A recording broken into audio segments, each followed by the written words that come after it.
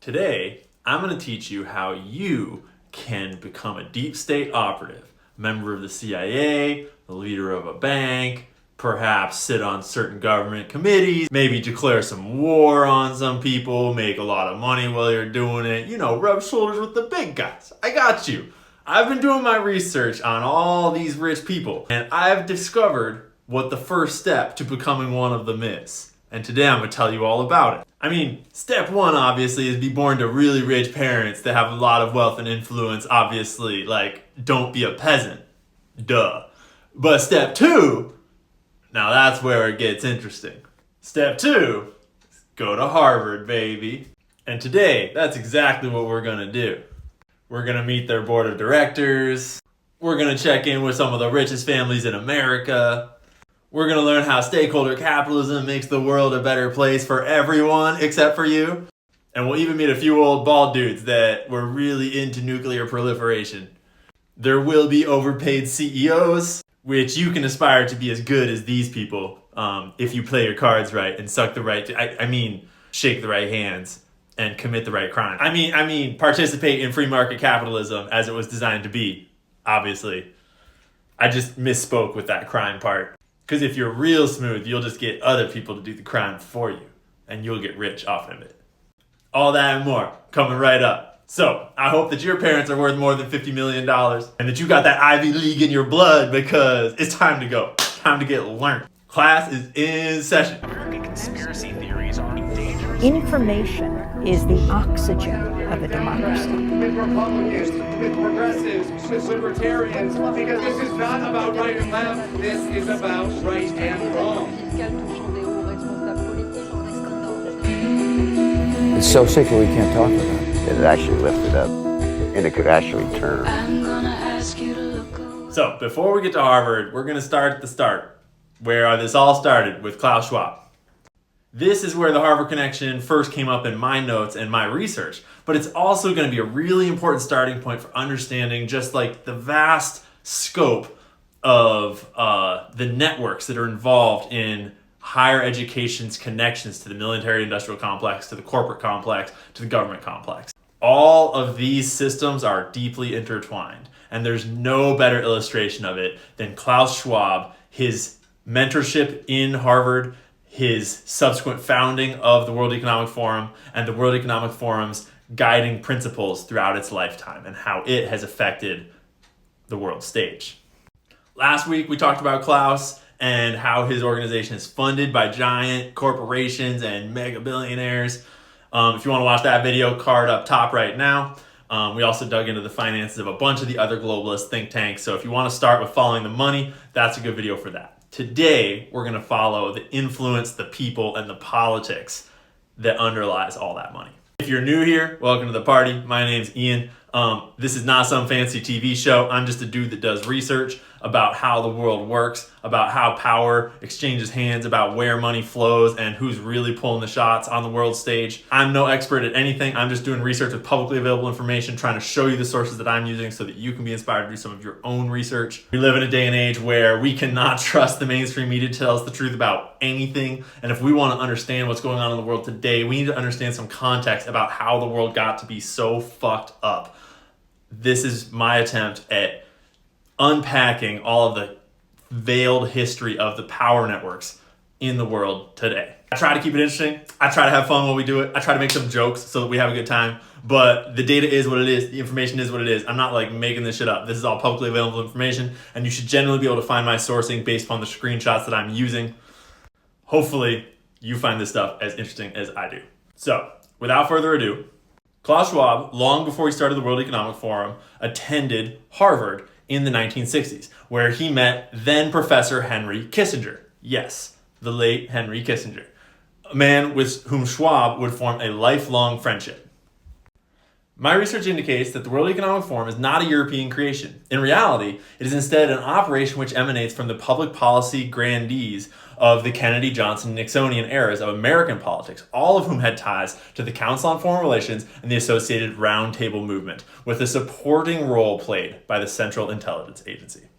We've done a fair number of videos on the Council on Foreign Relations lately. Card up top for that. There were three extremely powerful and influential men Kissinger among them, who would lead Klaus Schwab towards their ultimate goal of complete American empire-aligned global domination via the creation of social and economic policies. In addition, two of the men were at the core of manufacturing the ever-present threat of global thermonuclear war. This is an incredible article from Unlimited Hangout written by Johnny Vedmore, a crazy good journalist that you should check out. Shout outs to Johnny. Thanks for all of your research. This article paints a really clear picture of where this all came from. During his time at Harvard, through Henry Kissinger, Klaus Schwab met three men, Henry included, that would go on to shape his view of the whole world and to help him found and start funding the World Economic Forum. That was Henry Kissinger, Herman Kahn, and John K. Galbraith. We'll talk more about these guys in a second. The evidence points to Klaus Schwab having been recruited by Kissinger into his circle of roundtable imperialists, meaning globalists, counts on foreign relation, the warmongers, via a CIA-funded program at Harvard University. By 1969, Kissinger was not only really high up in American government, but he was also a teacher at Harvard ongoing throughout this time period. It's worth noting that Henry Kissinger had been instrumental to manufacturing the growing tensions and fears over nuclear weapons and nuclear war, nuclear buildup, and then went on to orchestrate the peacemaking role of solving the problem of thermonuclear proliferation. That's a pattern you'll see over and over with these guys. Stoke the fires of a problem and then present the solution. Often over years and years of time and careful social construction. Schwab introduced Klaus to John K. Galbraith, who was a super accomplished teacher at Harvard. And Galbraith used his influence in politics, in business, in academia to help Schwab launch the World Economic Forum. Him and Herman Kahn flew to Europe to personally attend the very first conference and to bring their clout and influence to the first World Economic Forum in order to attract all of the high caliber people that needed to be attending in order for it to succeed. At this time, Klaus was just a young kid recruit, basically, and these were the big guys pulling the strings behind the scenes. The inaugural meeting of the World Economic Forum was in 1971. It's important to note that all three of these men, Kissinger, Galbraith, and Kahn, they were all members of the Council on Foreign Relations, the American branch of the Anglo-American imperialist roundtable movement. So they were all in these globalist organizations. They all held senior roles in the ongoing discussion and debate about thermonuclear buildup, about the Cold War and the state of the American empire. And they all had personal financial interest as well as personal ideological interest in developing the globalist networks that would grow to be today's modern deep state, for lack of a better term. When Herman Kahn wasn't writing articles about how we needed more nuclear weapons or founding the Hudson Institute, his own personal think tank where he wrote articles about how we need more nuclear weapons, he was pontificating on the desirability of explicitly educated decision makers so that they are better able, in effect, to plan the destiny of the nation or to carry out the plans formulated through a more democratic process. This should be very seriously considered, i.e., the democracy of the USA shouldn't be ruled by democratically elected leaders that we can just let go willy-nilly. That would be incoherent, and it wouldn't really be as effective at making a global empire. It would be far better to explicitly select and train people on the way up to become the leaders that we later elect. Because then we would have a lot more cohesion in our empire, in our country. It would be a lot more effective. I mean, after all, it's a lot harder to run an empire when you just let the people elect whoever the hell they want to run it, right? Before we move off of our boy Kissinger, I just want to quickly remind everyone, if you didn't know, that he was really involved in Rhodesia, which is actually Zimbabwe, but for a while we were trying to make it Rhodesia with some apartheid shit, you know? Because obviously black people aren't supposed to be in charge of their own countries in their own continents. Like, better to have white people in charge. It makes better business for all the other white people in charge everywhere else. So, that's a deep look into just one specialized Harvard program run by one deep state aligned actor, Henry Kissinger.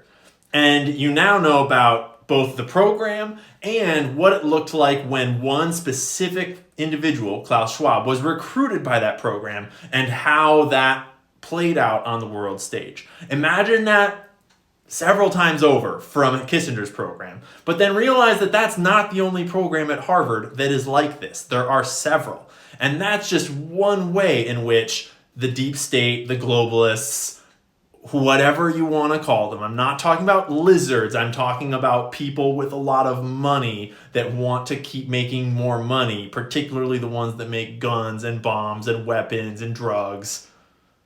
Those guys. But there's a whole other avenue by which the intelligence agencies interface with the Ivy Leagues that is excellently detailed in this book, Spy Schools. Quote, Kenneth Moscow is one of a long line of CIA officers who have enrolled undercover at the Kennedy School, generally with Harvard's knowledge and approval, gaining access to up-and-comers worldwide. This was done, so to clarify, CIA agents enrolling in Harvard as though they were students with the school's knowledge. The school's like, all good, CIA, do your thing. But not telling anyone else. And so if you are attending Harvard to this day, you are going to class with CIA operatives that are undercover as students alongside you. Think about that. A lot of the people that attend Harvard are international students, really wealthy members of powerful families from foreign countries. And it's not just the CIA. Actually, it's also Russian intelligence. It's also Chinese intelligence. There are lots of intelligence assets in Harvard, and they're not all friendly. Or maybe none of them are friendly. And here's where we're going to start to turn our attention to the next segment of this video. This paragraph right here. The Harvard Kennedy School, which is like a sub-school within Harvard, which is deeply tied to the intelligence community. The Harvard Kennedy School, HKS, is in my notes all over the place. If someone attended the Harvard Kennedy School, you better believe they're connected to this globalist network. Is deeply enmeshed with the U.S. weapons industry. Numerous employees and board members from the major U.S. weapons developers, General Dynamics, General Electric, Raytheon, Northrop Grumman, Lee Harris, L3 Harris, Elbit Systems, and Lockheed Martin have studied, served as faculty, and or done research at Harvard Kennedy School. One stellar example of how these connections are formed is Megan O'Sullivan. We've mentioned Megan before. Megan is the director of the Belfer Center for Science and International Affairs at the Harvard Kennedy School. When you see someone that has attended or worked at the Harvard Kennedy School, you already know where it's going. But if they were at the Belfer Center specifically, shut the door. That's a CIA agent, allegedly. And yes, I'm using the term broadly. It's not like they literally have a badge and they go, CIA, open up. That's not what we're talking about. That's not how the CIA works. This is how the CIA works, and all of their friends. O'Sullivan is currently a member of the U.S. Secretary of State Anthony Blinken's Foreign Policy Advisory Board, i.e., she's advising the most powerful people in the U.S. government on how to run foreign policy. Between 2004 and 2007, she was special assistant to President George W. Bush and was deputy national security advisor for Iraq and Afghanistan, deep in the war on terror. Nobody ever voted for this woman, and here she is directing the most important policies in the most important conflicts in the most powerful empire the world has ever known. In the most powerful democratic republic that the world has ever known. She is a partner at the strategic consulting firm Marco Advisory Partners and is the chair of the North American group of the Trilateral Commission. Beginning in 2017, she was a director on the board of United Technologies, which later became Raytheon Technologies after a merger. So she's on the board of Raytheon, a defense contractor. She also serves on the board of directors of the Council of Foreign Relations. Wow, there's a lot of connections here. And a quick read of her Wikipedia page points out that actually before she was with the Bush administration from 98 to 2001, she was actually a fellow at the Brookings Institution, another think tank with a bunch of corrupt scandals. She was all up in Colin Powell's ears during the Iraq War. This woman has been pulling some important strings for a long time. And no one has ever heard of her, and no one has ever voted for her in any capacity. That is what the term deep state means. It's not about lizards and it's not about drinking blood. Those are other conspiracy theories that we'll talk about other times. The deep state is people like this making decisions that affect the entire world and all of our lives and all of our tax dollars and war and global economies and banking and currency and everything all rolled into one fucking cluster of power. And no one ever voted for them. And there is no term limits. And they're just doing things behind the scenes and you don't even know who they are. Last neat little tidbit about the Kennedy School from this Counterpunch article. This won't surprise you, but they denied a fellowship to Kenneth Roth, the former head of Human Rights Watch, because he was criticizing Israeli policies in the West Bank and Gaza. The school's dean blocked the appointment following pressure from donors and supporters of Israel and its apartheid policies. I wonder who that was. The fact that Roth's parents were refugees from Hitler's Germany and that the Roth family lost members in the Holocaust makes Harvard's decision even more ironic and unconscionable. So, that's the agenda that the Harvard Kennedy School is in charge of supporting and proliferating and teaching. Big surprise. And now, in the final section of this video, we're going to look through the Harvard Corporation's board of directors. So this is the topmost organization at Harvard that decides how the organization is run, who gets hired for what. This is like the top of Harvard. We'll start right here with Claudine Gay, the president of the board. And there's like no dirt. I didn't find any dirt. She's just a normal person, as far as I can tell. She attended Harvard and Stanford. That's like the deep state I could find on her. And that's where the normalness ends. It's almost like they wanted her to be the face of the board so that like it would seem like they were all regular people. Or maybe she was just the diversity hire, I don't know. But literally the next guy is Timothy Barakat, who founded Atticus Capital, which is a hedge fund. And his co-founder was Nathaniel Rockefeller. So, yeah, I'm sure that's just a coincidence. I mean, I'm sure this guy knows a lot about education and about teaching and about, like, you know, education. Because he knows so much about education. This next guy, Kenneth, he doesn't really need to know about education. It's better that he knows about finance because he worked at Bain & Company. He was the CEO of American Express. He's on the Council of Foreign Relations. He served on the boards of IBM and Procter & Gamble, Airbnb, and Facebook. Now he's on the board of Berkshire Hathaway. Oh yeah, and he's on the board of the Business Roundtable. Do you know about them? The Business Roundtable is literally a lobbying organization in the United States that lobbies for the interests of CEOs.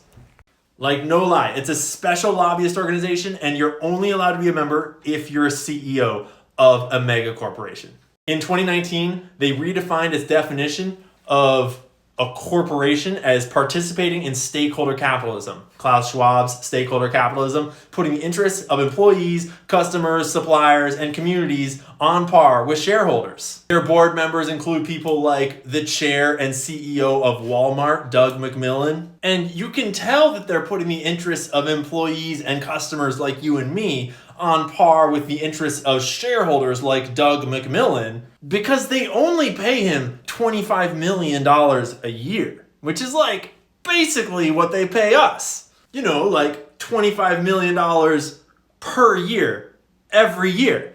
But it's worth mentioning that $19.5 million of those dollars are actually in shares of stock, not in dollars. And shares of Walmart stock, as of, 2 days from the recording of this video, earn a dividend of 57 cents per share. And $19.5 million worth of shares divided by $150 stock price is 130,000 shares, give or take. And 130,000 shares times 57 cents is only $74,000 per quarter or $296,000 a year on his dividend. Except that that's literally just based off the shares he was given last year. So I got snoopy and went and tried to look up how many shares he owns total. But I noticed something, that he's been selling shares every single month. November, October, September, August, July, selling The exact same number of shares every single month. Almost like there was some law that was like all he was allowed to sell. Maybe there's like a stock program. I don't know what's going on here, but the CEO of Walmart is selling the top right now. FYI. But anyways, it turns out that Homeboy owns 1.4 million shares of Walmart. And what that means is that all of those 1.4 million shares get a 57-cent quarterly dividend. So 57, that's per quarter. Multiply by 4, and he's making per year $3 million just in dividends on his Walmart stock. That's how you know that this is all bullshit. Because your interests and my interests are clearly not on the same level as shareholders' interests. That was all passive income. Just his shares making money off of Walmart doing business the way that Walmart does business, by saying fuck you and fuck you too. It's such a profitable business model that they can afford to give out dividends to the tune of $3.2 million per year just to their CEO, just from his shares that he owns, even if he doesn't sell a single one. So anyways, we got a little distracted there talking about the business roundtable and bullshit. Next, we have Paul, who founded Madison Dearborn Partners, private equity, worth $23 billion. But to be clear, he's a great educator. He knows a lot about higher education. He's a good teacher. He totally understands education. Mariano, who is also in charge of the Carnegie Endowment for International Peace, you know, just more deep state cross-pollination. You remember these guys from our other videos, right? Yeah, Tino is the president. Biddy didn't seem to have a whole lot of like connections, but she didn't seem to be a great person. If you want to read about how she treats, you know, SA amongst students at the schools that, sorry, I almost said companies, at the schools that she's in charge of. And then we've got the daughter of Mama Gordon, the woman who runs Tootsie Roll Industries. I don't know if you remember from way back on the TikTok, but we met Mama Gordon, who runs Tootsie Roll. And this is her daughter. She served on the board of Scott Miracle-Gro. She worked at McKinsey & Company. She's a member of the Council on Foreign Relations and the Harvard Kennedy School. Making Mama Gordon proud, Karen. Again, the point is just to show how all of the senior positions are occupied by people that occupy all of the other senior positions, and they all make money off of the same state interests, deep state interests, all working together to all just get really rich and keep the system rolling exactly how it rolls. There's not some explicit conspiracy. It's just you only get selected for these roles if you're playing ball. And they teach you how to play ball at these schools where these ball players run the show. Ted is a real piece of work. He's a corporate lawyer that represents people like Merck, Philip Morris, Johnson & Johnson, ExxonMobil, Citigroup, the NFL. He was called America's best white-collar defense attorney, i.e. he defends white-collar criminals, i.e. scumbag pieces of shit. He defended a New York senator who was allegedly involved in a thing I'm not going to say out loud. In 2008, he got an award of a whole bunch of money for Citigroup right before a certain thing happened because Citigroup was being really bad.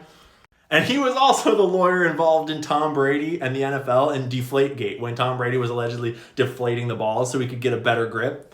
And his work was called into question because he's infamous for using, shall we say, shady scientific organizations that like to sell you results that you want to have for your cases in order to litigate the way you want to litigate.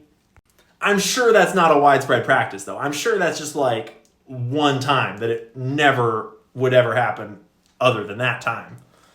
Then we got Shirley, who's also on the Carnegie Endowment for International Peace. She was on the board at Google for a while. She is a geneticist, a really high-class, high-caliber scientist. She seems like kind of a black sheep in this group. It's hard to say. Like, as far as I can tell, she's just a nerd who's in the club. This chick looks nice, but she just manages a whole bunch of money. She worked at Parthenon, which was a global consultancy firm founded by former Bain & Company directors. If you know, Those people are not good people. She also worked at Wellington Management and McKinsey & Company, so she's really run the gambit of all of the sketchy, shady consultancies.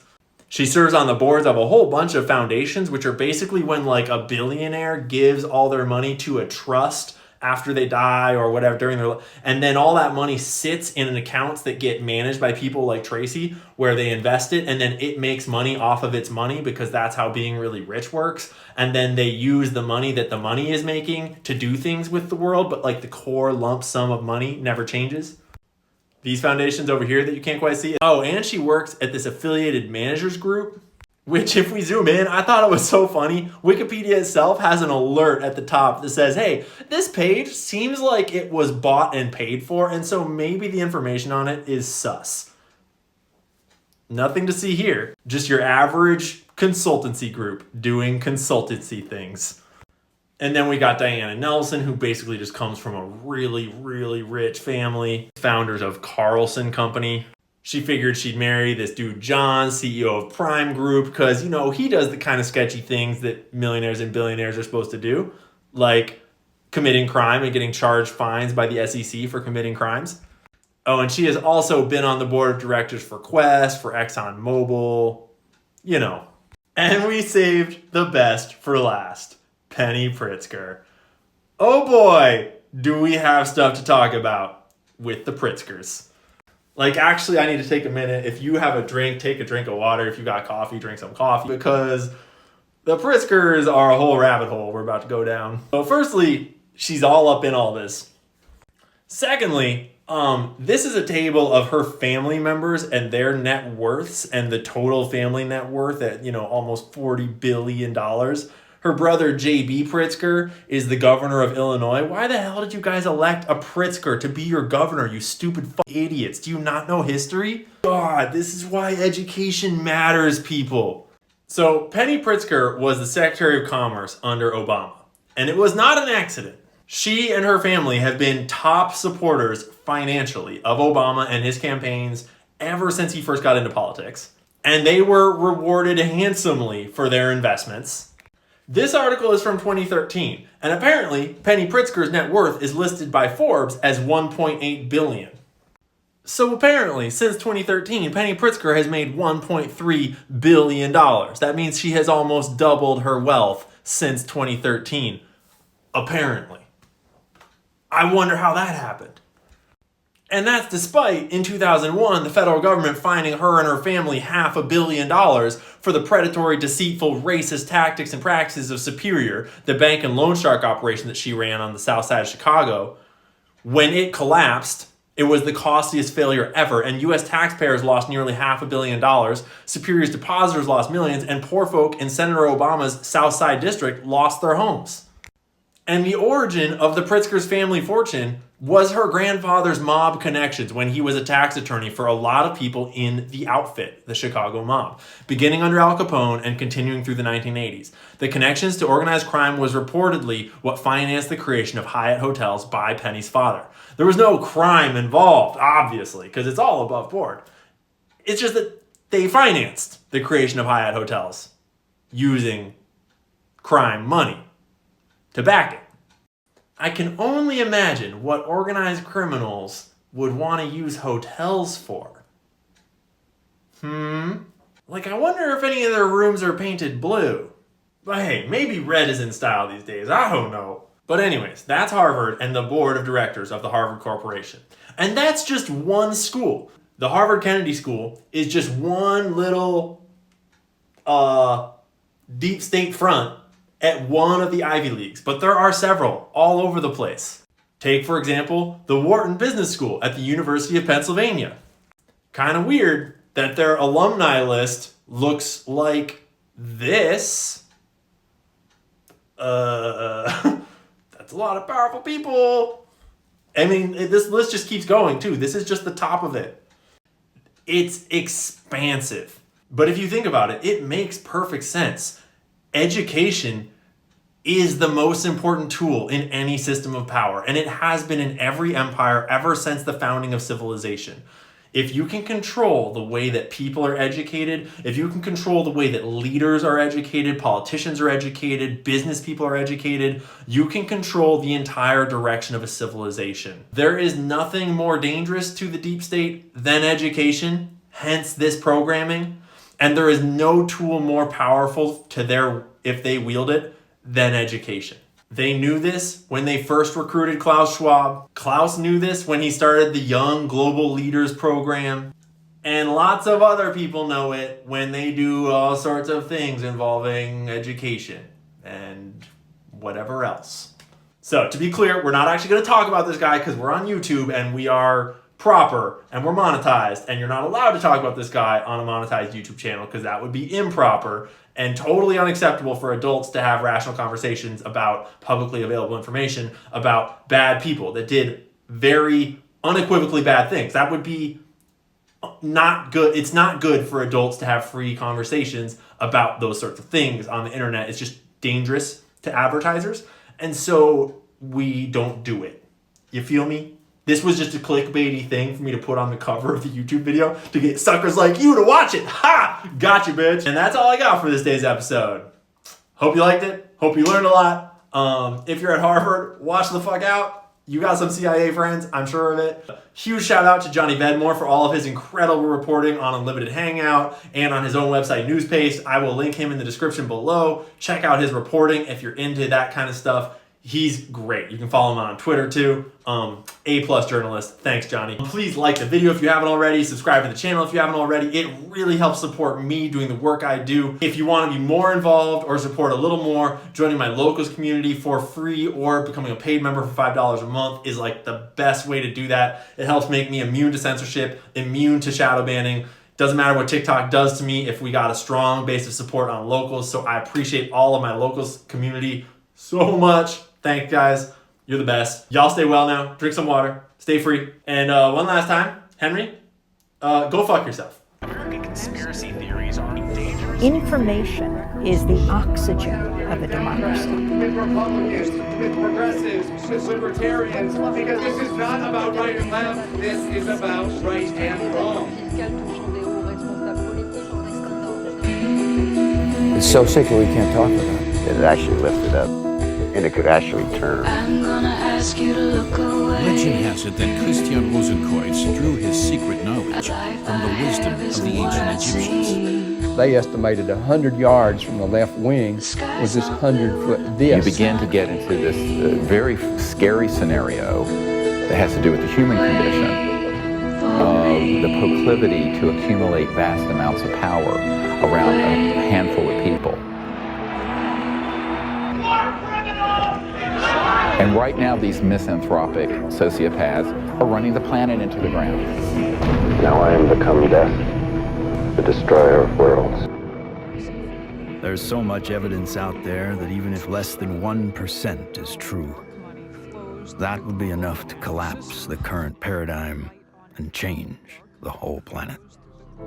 Our security is at stake.